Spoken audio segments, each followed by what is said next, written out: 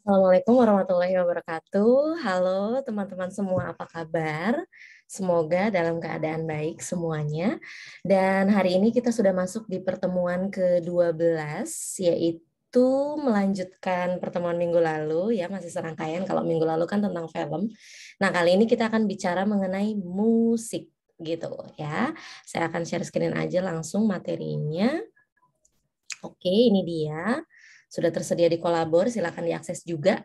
Materinya adalah musik sebagai media representasi iptek gitu. Kalau minggu lalu kan kita bicara mengenai film sebagai media representasi iptek gitu. Jadi kali ini bagian musik ya.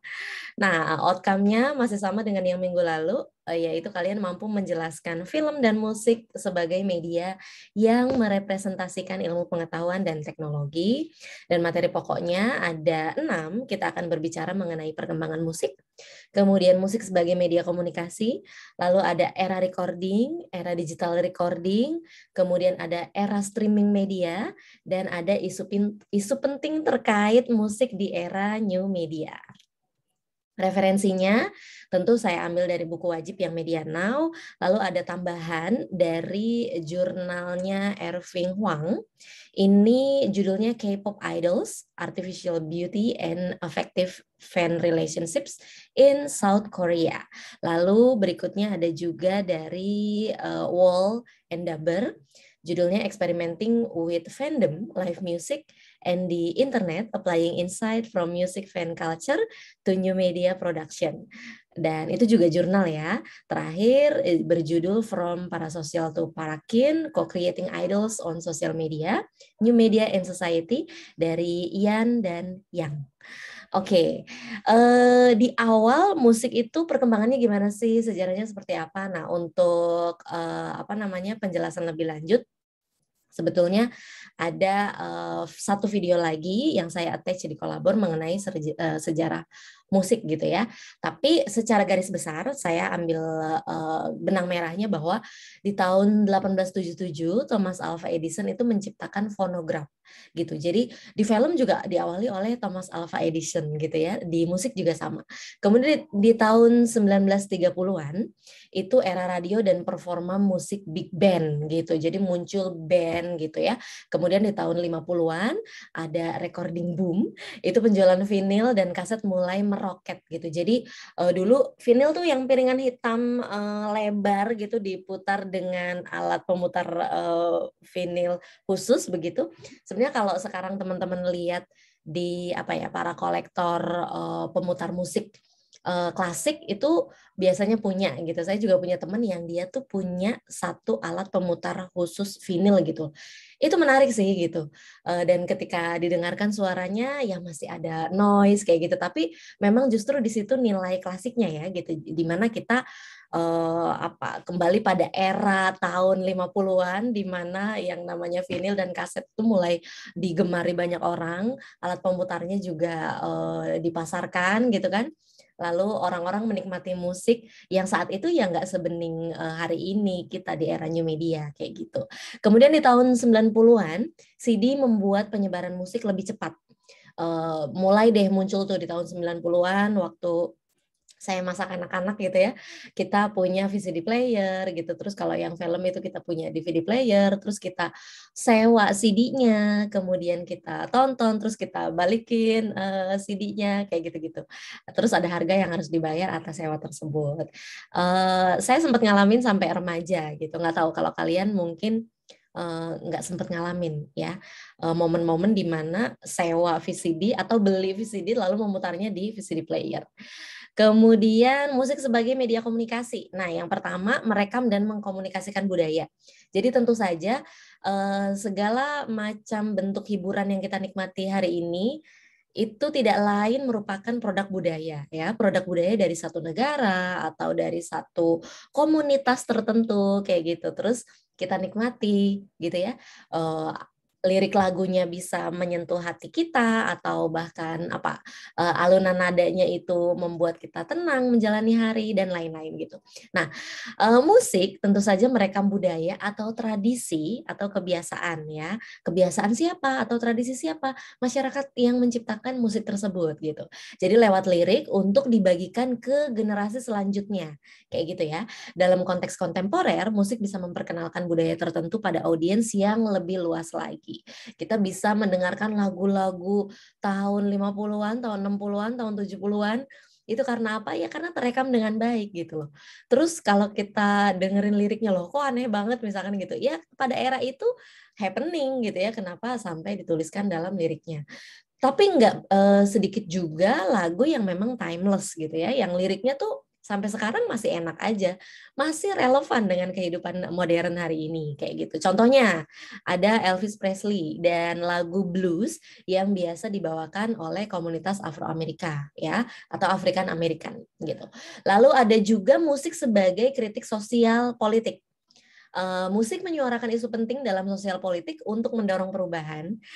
Untuk lagu-lagu tertentu bisa dijadikan anthem ya, atau ya lagu kebangsaan gitu kan untuk demonstrasi atau kampanye sosial. Nah, maksudnya kalau lagu kebangsaan kayak Indonesia Raya itu kan dimiliki oleh negara. Sementara kalau yang kritik sosial politik itu biasanya oleh sekelompok orang yang memang punya pandangan atau perspektif lain mengenai kebijakan pemerintah. Kayak gitu. Contohnya ada Bob Dylan dengan judul The Times They Are A-Changing. Kemudian ada juga Tupac, judulnya Changes, dan Green Day, American Idiot.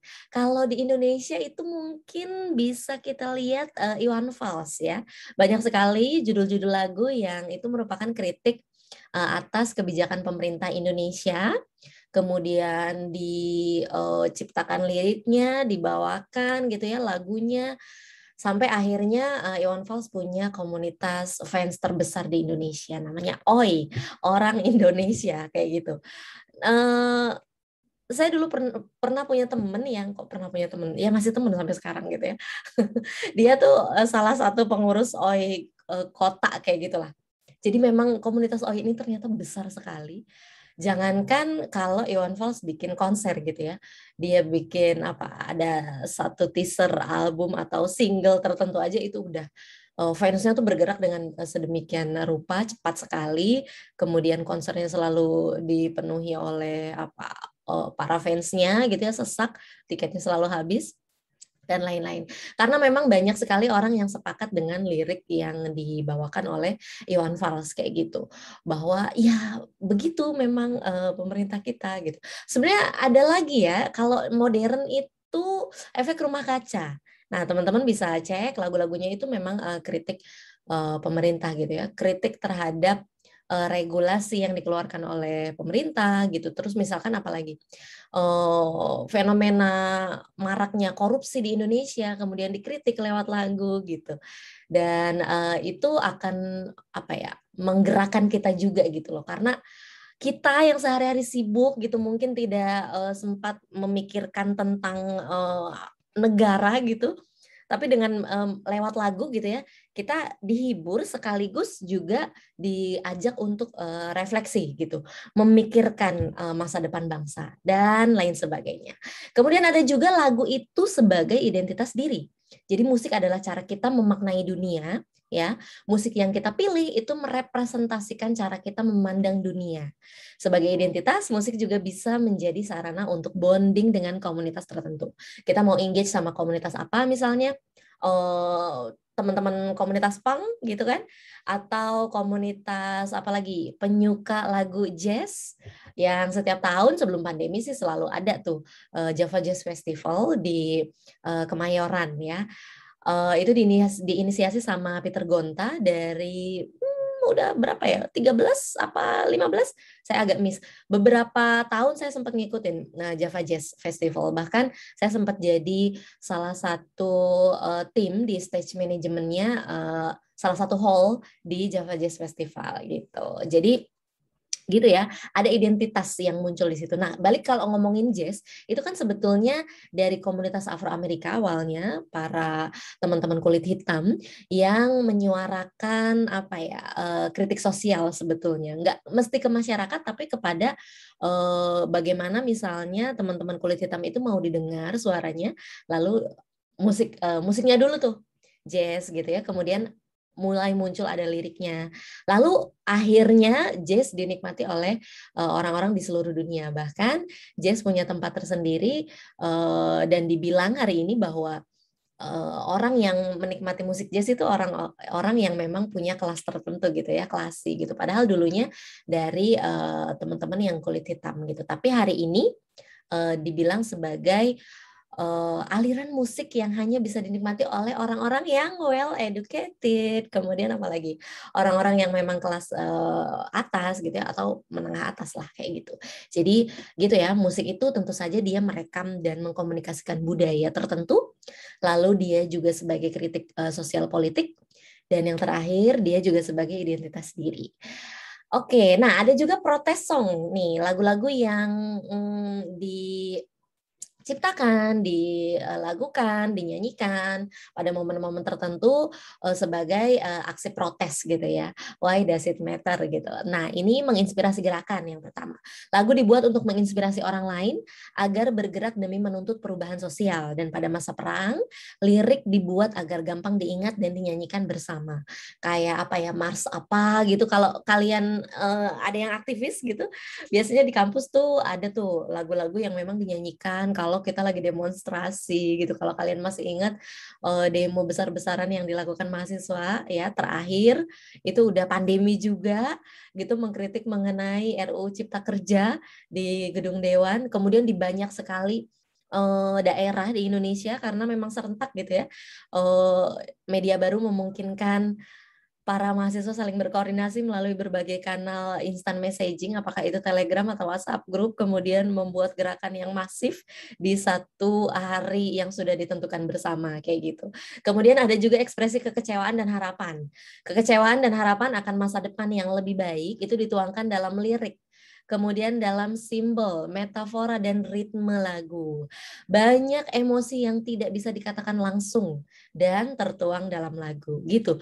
Biasanya misalnya apa ya, pemerintah dikritik melalui tulisan di media massa udah nggak mempan lagi, ya udah pakai lagu aja, karena lagu itu enak gitu ya dibawakan. Kemudian apalagi bisa dinyanyikan dimanapun oleh siapapun gitu, terus menerus dinyanyikan ulang kayak gitu. Apalagi kalau memperingati hari-hari besar tertentu atau apa ya, ada momen-momen tertentu yang memang pemerintah harus lihat nih kayak gitu, lalu disuarakan melalui lagu gitu ya, sebagai ekspresi dari kekecewaan masyarakat terhadap pemerintah kayak gitu. Terus harapannya apa sih, masyarakat punya harapan apa terhadap pemerintah, itu juga bisa dituangkan dalam lagu.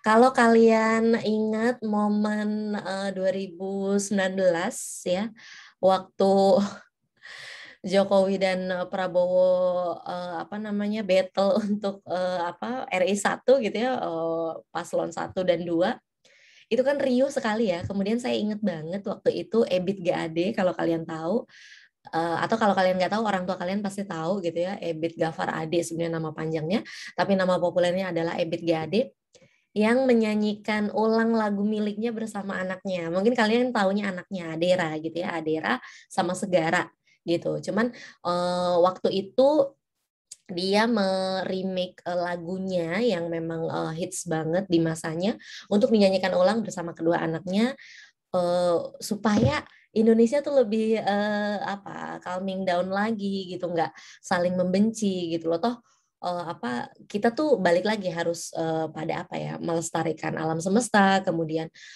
menuju kedamaian para umat manusia kayak gitu-gitu, dan itu sangat-sangat menyentuh gitu. Kalau penasaran cek aja di YouTube, dan lagunya harusnya kalian tahu sih ya, karena kalau misalkan kalian nggak tahu Ebit pun Idealnya Adera tahu karena Adera tuh eranya kalian seperti itu.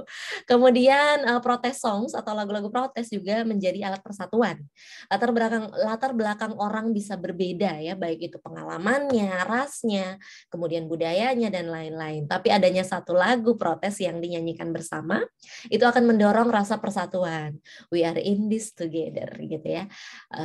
Dan slogan ini juga disuarakan terus-menerus. We are in this together ketika menghadapi COVID-19, menghadapi kalau hari ini udah mulai penghujan di Jakarta, banyak sekali titik yang mengalami kebanjiran kayak gitu-gitu.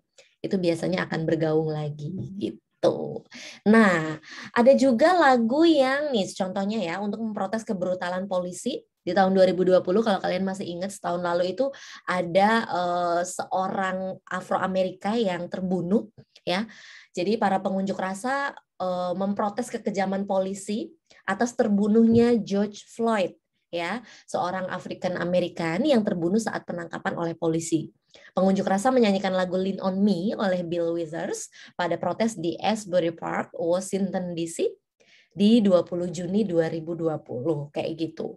Jadi kemudian apa ya, fenomena ini menginisiasi gerakan Black Lives Matter gitu. Kalau kalian baca beritanya, itu sebetulnya apa ya, disulut oleh kematiannya seorang kulit hitam, George Floyd, oleh polisi gitu. Jadi saat penangkapan sebetulnya nggak sengaja dibunuh sih sebetulnya ya, tapi dalam penangkapannya itu kan ada kekerasan yang terjadi sampai akhirnya dia terbunuh seperti itu. Kemudian gerakan ini juga nggak cuma terjadi di Amerika, tapi di banyak sekali negara itu ada protes yang memang dilakukan gitu loh, bahwa ya memang diskriminasi atas kulit hitam itu nggak cuma terjadi di Amerika, tapi di banyak sekali belahan dunia.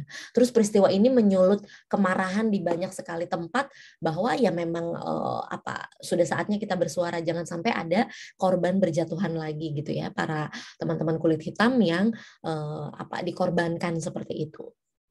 Kemudian ada juga lagu Boundless Ocean, Fast Skies yang dipopulerkan oleh band Beyond ya. Ini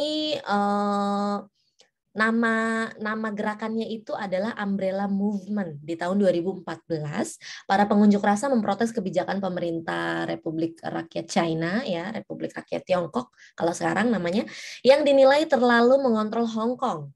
Lalu pengunjuk rasa yang menuntut pemilu bebas dan demokrasi di Hong Kong menyanyikan lagu Cantopop Lawas ya, sebagai lambang kebebasan. Judulnya Boundless Ocean, Fast Skies yang dipopulerkan oleh band Beyond.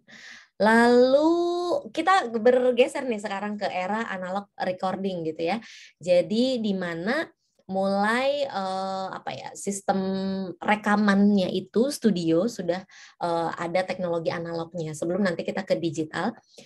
Yang pertama ada gatekeeper musik. Siapa gatekeeper musik? Ya label gitu loh. Para perusahaan rekaman yang merupakan gatekeeper musik dalam hal ini, mulai dari pemilihan talenta musiknya, kemudian hingga mengatur jenis musik yang akan dipublikasikan, siapa penyanyinya, komposernya siapa, arrangernya siapa, kayak gitu. Itu ada filternya kayak gitu ya, ada gatekeepernya.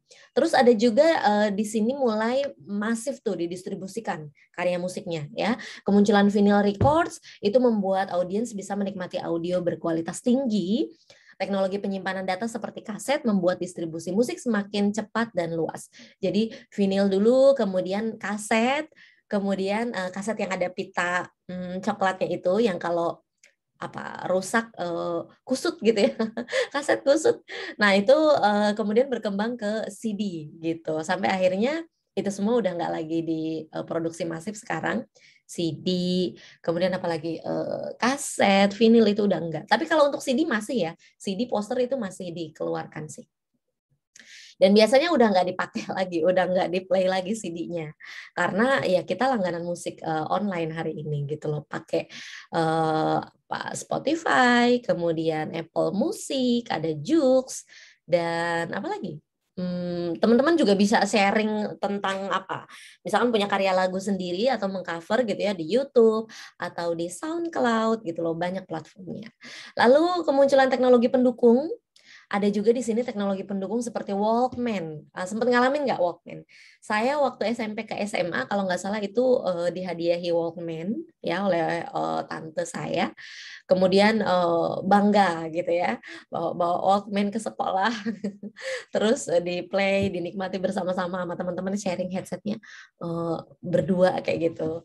Kemudian Walkman itu juga bisa merekam audio gitu, misalkan kita mau merekam pelajaran dosen gitu, kok dosen, waktu itu guru gitu ya, itu bisa sekali dilakukan. Sekarang semua itu, fungsi semua itu bisa dilakukan oleh satu alat aja yang dinamakan smartphone gitu ya.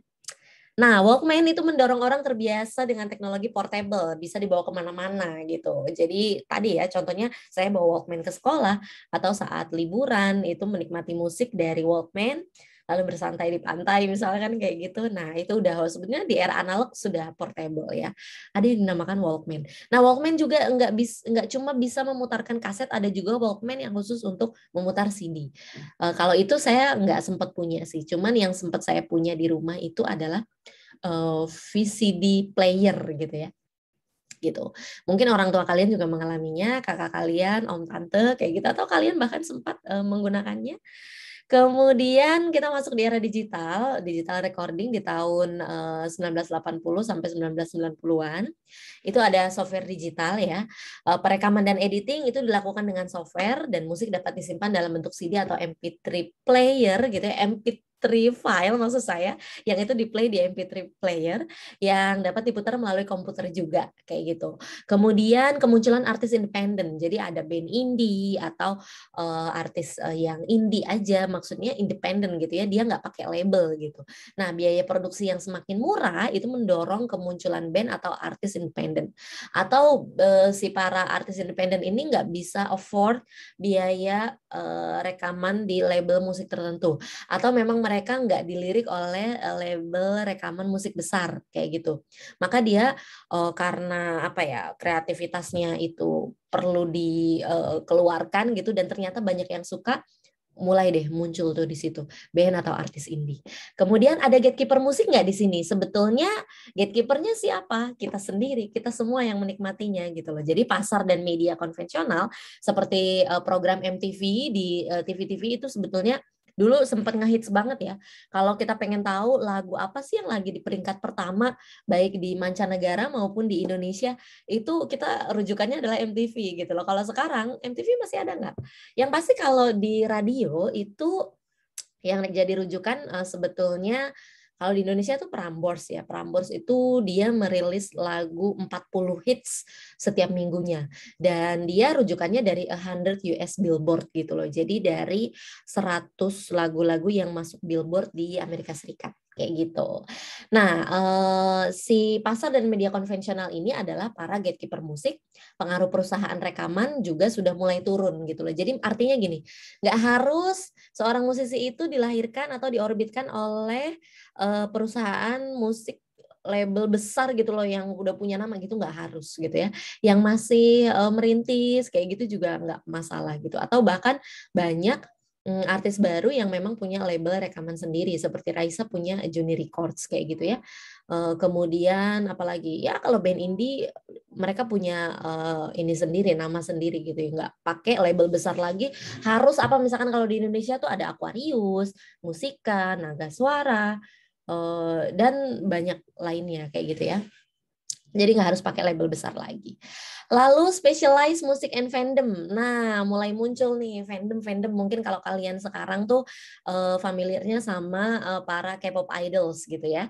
Karena memang ini juga apa ya, ditulis oleh seorang ilmuwan dari Korea Selatan.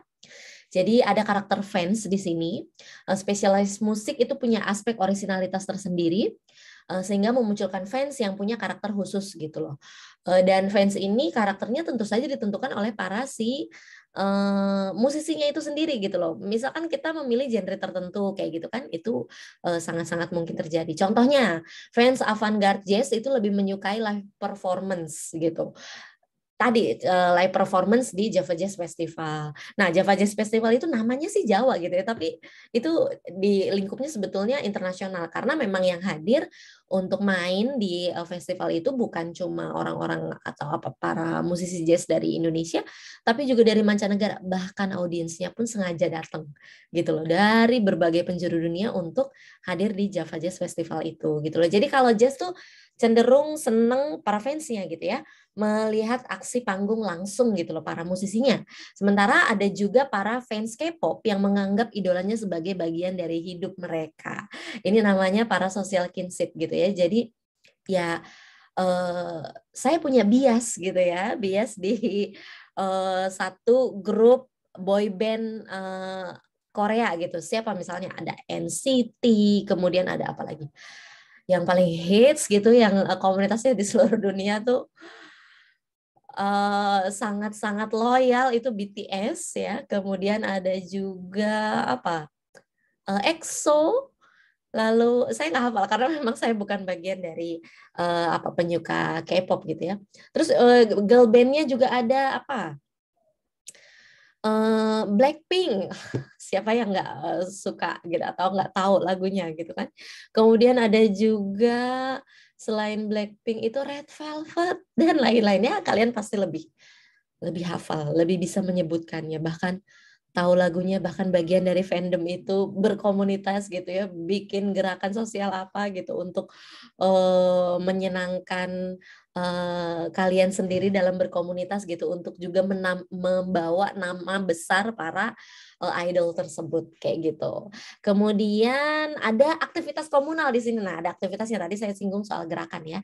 Aktivitas utama itu bersifat komunal, antusiasme terhadap musik dibagikan lewat media sosial, discussion board, forum, music tag, dan lain-lain. Hal yang dibagikan bisa berupa musik itu sendiri yang mendorong distribusi musik makin luas. Bahkan di luar musik gitu. Kalau kalian masih ingat beberapa bulan lalu, McDonald's itu berkolaborasi dengan BTS, kemudian Army Indonesia tuh bikin gerakan untuk ya karena lagi pandemi gitu ya, sampai-sampai bikin kerumunan yang begitu apa parah banget lah di banyak sekali kota di Indonesia.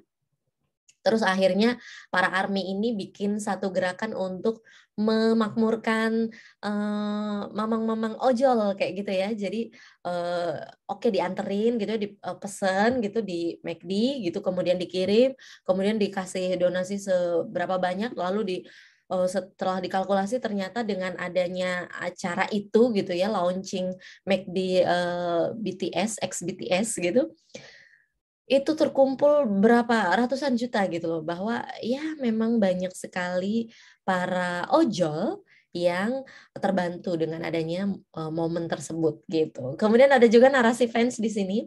Fans membuat naratif sendiri tentang idolanya, bisa berupa review album, interpretasi musik, komentar dan lain-lain. Komentar di mana? Di sosial media, entah itu YouTube, Twitter gitu. Karena kalau yang saya tahu, kalau teman-teman di K-pop idols gitu ya, para fansnya itu yang paling cepat katanya medianya itu Twitter, baru berikutnya ke Instagram dan YouTube kayak gitu ya. Dulu peran ini dimiliki oleh para jurnalis musik yang menulis di media musik seperti Rolling Stones, Weird, dan lain-lain gitu.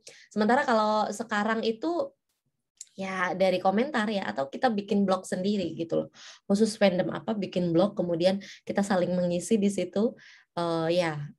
Terjadilah gitu ya banyaknya produksi narasi tentang band atau idol tertentu yang dibuat oleh para fans kayak gitu. Ada isu penting apa? Sebenarnya sama film, isu pentingnya itu masih soal pembajakan gitu ya. Jadi ada piracy di sini, teknologi file sharing juga mendorong maraknya piracy di dunia musik. Dimulai dengan Napster di tahun 2000-an, kemudian legal issues, ada apa di situ? Ada masalah hukum ya, label EMI. Kemudian ada band Metallica, itu dulu di tahun 2000 menuntut Napster ya, dan hampir membuat Napster bangkrut. Napster tuh apa sih? Jadi ada satu website yang dia itu apa ya? Semacam mengupload gitu loh musik-musik yang original gitu, sampai akhirnya ada labelnya band Metallica yang menuntut Napster gitu, sampai Napster hari itu di tahun 2000 sempat ngalamin kolaps kayak gitu ya. Lalu ada direct release di sini. Band U2 contohnya merilis album Songs of Innocence pada September 2014 di Apple Music. Itulah kenapa kalian kalau punya iPhone yang dulu tuh, saya sempat punya iPhone 7 yang di dalamnya udah ada albumnya U2 yang Songs of Innocence ini gitu ya, secara gratis. Jadi udah otomatis ada aja gitu saat dibuka musik iTunes gitu, oh udah ada gitu. Jadi kita nggak perlu beli lagi. Jadi kayak bundling gitu ya sistemnya. Lalu ini juga menghabiskan biaya 100 juta dolar. Apple-nya tuh membeli hak cipta atau membeli album itu gitu ya sebesar 100 juta dolar Amerika. Dan audiens menganggap direct release ini sebagai spam atau intrusi atas privasi justru. Kayak saya sendiri nggak saya nikmatin amat juga lagu-lagunya, selain karena ada beberapa lagu YouTube yang saya suka, tapi nggak semuanya. Dan saya bukan fans fanatik, jadi menurut saya si pengguna Apple, kenapa lagunya yang ini sih gitu. YouTube-nya kenapa yang ini kayak gitu. Jadi hanya dianggap sebagai ya ini spam aja gitu ya. Nggak penting-penting amat. Padahal biaya yang dikeluarkan oleh Apple-nya besar sekali untuk membeli lagu ini gitu. Album ya, satu album ada beberapa lagu, 10 apa belasan gitu saya lupa. Kemudian ada juga isu tentang dilema piracy ya. Jadi ada dilema dalam pembajakan ini. Streaming musik dan illegal download akan selalu hidup berdampingan dalam tanda kutip di masyarakat. Ini menurut Borja di tahun 2016 dan saya sepakat. Selagi dunia ini masih beroperasi, selagi karya produk budaya masih diciptakan, yang namanya pembajakan itu akan selalu ada gitu.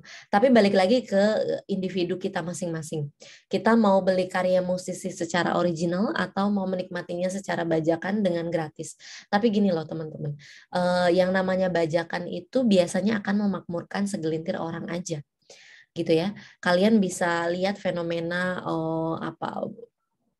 pengusaha CD bajakan itu luar biasa kekayaannya itu ya. Tapi bagaimana kita mau menghargai musisi yang menciptakan karya tersebut gitu loh. Terus orang-orang di balik layarnya kayak gitu kan. Misalkan orang-orang panggungnya ketika mau memproduksi sebuah konser kayak gitu. Kemudian orang-orang labelnya, para komposer, para musisi yang main musiknya kayak gitu. Jadi silakan kembali ke pribadi masing-masing gitu ya. Nah, lalu ada satu forum yang harus kalian jawab itu mengenai indie musik dan new media. Ini adalah studi kasus ya. Perkembangan new media itu memunculkan band-band indie era baru yang bisa mempublikasikan karya tanpa harus dikontrak label besar. Di sisi lain, band indie itu lebih rentan dibajak karena tidak punya perlindungan dari label kayak gitu. Nah, bagaimana pandanganmu tentang musikus indie di era new media? Akankah mereka bertahan atau hanya akan menjadi one hit wonder? Gitu. Jadi silakan dijawab pertanyaan ini di forum kolabor pertemuan 12. Terima kasih atas perhatiannya. Sampai ketemu lagi. Kalian harus sehat selalu supaya bisa terus menyelesaikan pertemuan-pertemuan selanjutnya. Kita nggak lama lagi ya. 3 pertemuan tersisa gitu ya. Oke, terima kasih. Sampai ketemu lagi. Assalamualaikum warahmatullahi wabarakatuh.